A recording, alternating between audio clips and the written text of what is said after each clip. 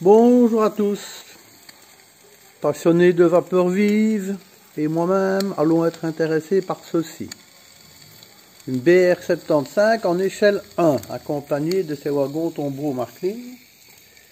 Je lui ai placé un attelage Marklin. Donc il fait un peu sombre, on va le montrer après. BR75 010, voilà. Vapeur vive évidemment, radiocommandé, il va de soi, et je vais la mettre en marche. Voilà.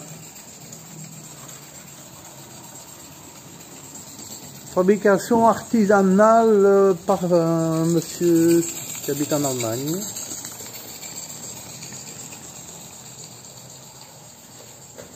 Et alors, système de chaudière sans tube, chauffé par en dessous, exactement même principe que chez Aster. Bon, j'ai ici un très bon rendement, une mise en chauffe rapide quand on démarre avec de l'eau froide.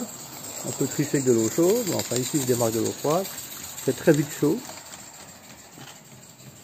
Ici j'ai mis le gaz au minimum, donc j'ai une suite de vapeur pour rouler sans interruption.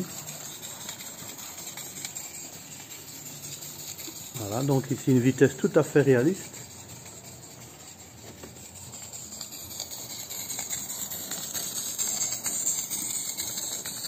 Voilà, donc je répète que je suis au minimum au point de vue gaz.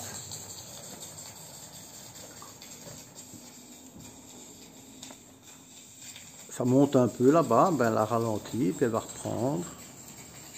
C'est le même fabricant que le tram ici, qui lui par contre est au 19e, je vais dire, et la machine s'usine ici.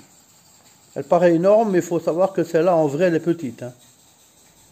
C'est une toute petite locomotive américaine, une porteur, modèle de chez Bowen, avec un tender noir, comme j'ai vu sur des vidéos.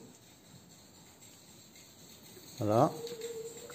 Donc ici je suis dans le 1. Je ne m'occupe pas de sa conduite pour l'instant, la télécommande est ici. Je peux augmenter la vitesse un petit peu, voilà.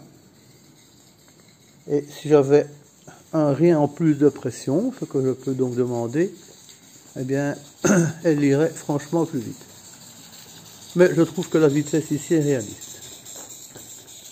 Voilà, la côte dans le virage. Ah, tiens, on a un tout petit manque. Bon, elle va sans doute redémarrer. Hein.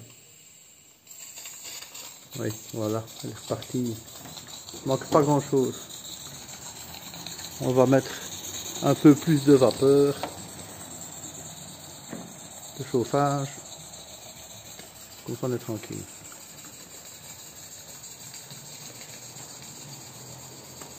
Voilà. À plus tard.